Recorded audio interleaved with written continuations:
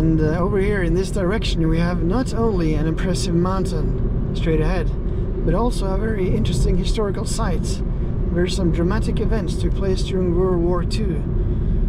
So I'm going to check it out, looking forward to this.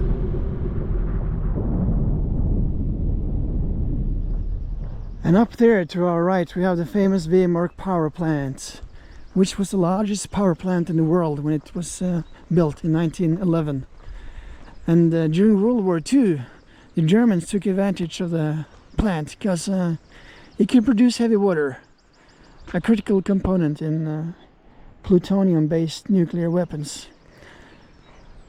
And that was not a good idea for the Germans to have access to that, and the Allies thought that Germany should definitely not have nuclear weapons. So they decided to blow up the factory up there. And I agree. There are certain countries and certain people that should definitely not have access to nuclear weapons. So what they did was they had several plans, but eventually 11 Norwegian Commandos came down here, dressed in British uniforms, during the middle of the winter, while the Germans were patrolling the area. They came down here and were able to get through the gorge and up here.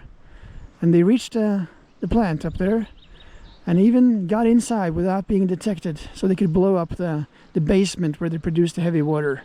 And they did so very successfully. And then they were able to leave on skis, all of them, safe. So it was a total success.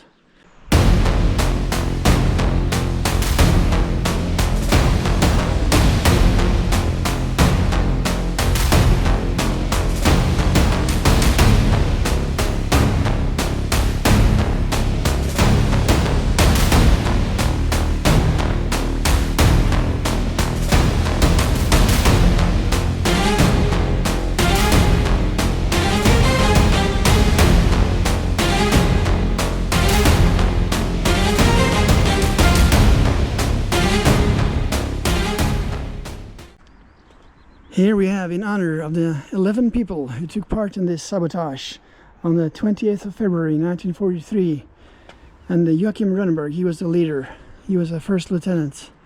11 names.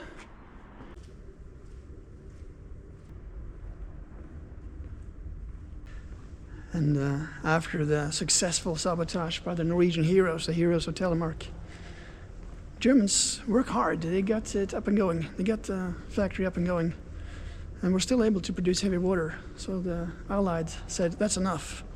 Now we need to do something big. So they sent 160 bombers, most of them B-12, B-17, flying fortresses.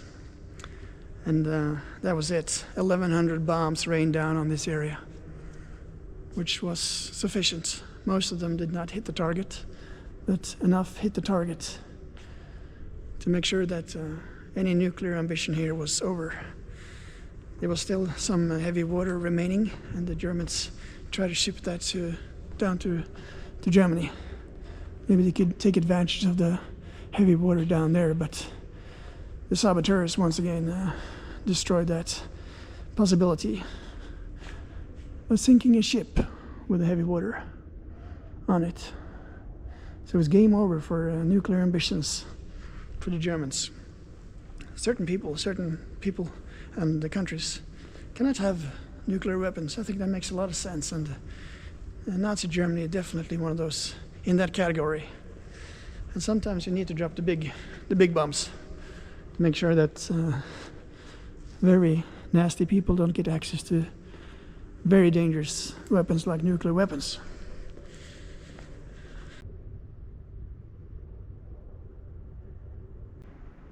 Photos on the wall of everyone involved. This is the leader, Joachim Rønneberg. He died in 2018, so he became 99 years old. And a lot of these guys became very old, which is quite amazing. You think about what they went through, and they survived that, and then they lived for another 100 years almost. So 11 photos on the wall here.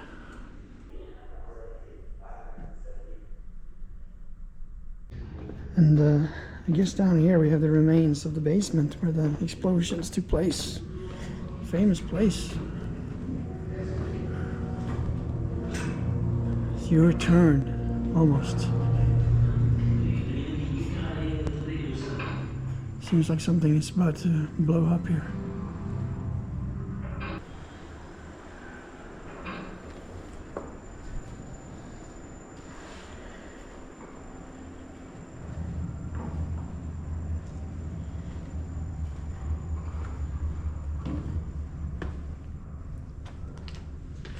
That's it? I guess that's it. This is the basement. This is where the explosions happened.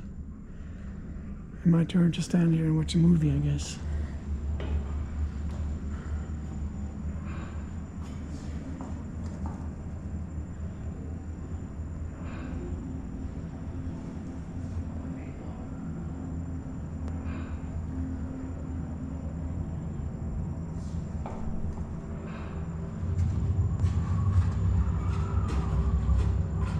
Here they come.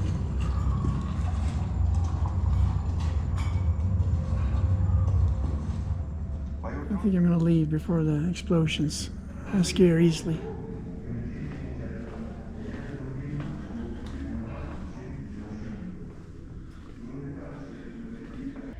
Here you can take a selfie with the heroes of Telemark.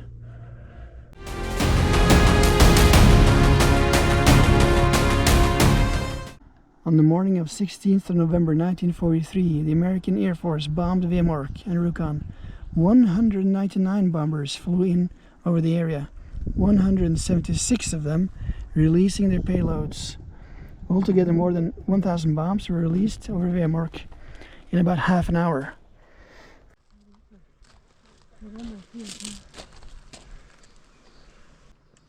I certainly think it's important to remember the innocent victims in these circumstances, not just the heroes. Sometimes a little bit too much of the heroes, I think. But I do believe that if I lived back then, I would definitely volunteer for stuff like that. I would probably become an officer. I've seen a lot of movies, action movies, and I know I have the right stuff to do things like that. There's no doubt. Of course, some of the people who were involved in the operation, they spent 4 months up there in the mountains before they could actually go down here and blow up the factory. They almost starved to death. They had to eat grass and moss they could find up there under the snow. So very difficult, but I think I got the right mentality to do things like that. I think I would become a successful officer if I lived back then. Definitely not a traitor, not work with the Germans, absolutely not. No. I'd be one of those heroes. Fight evil. I believe in fighting evil. There's evil in the world, even today. And a lot of people don't seem to see it, but I see it. It's not too hard. So they managed to destroy the factory up there. Over in this direction is you'll find the factory. But there was still some heavy water up there, so the Germans put the heavy water on trains and brought it down here to the lake and onto a ferry, just like the one over here.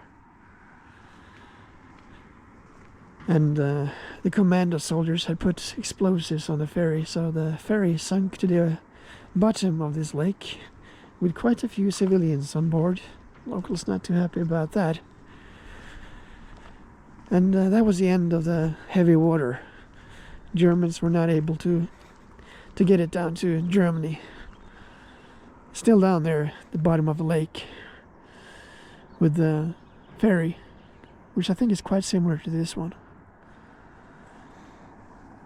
You really don't feel that things have changed too much here. It's the same buildings.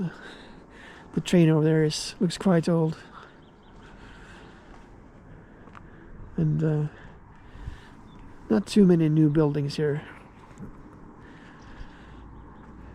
Looks quite similar to when all this took place, I guess.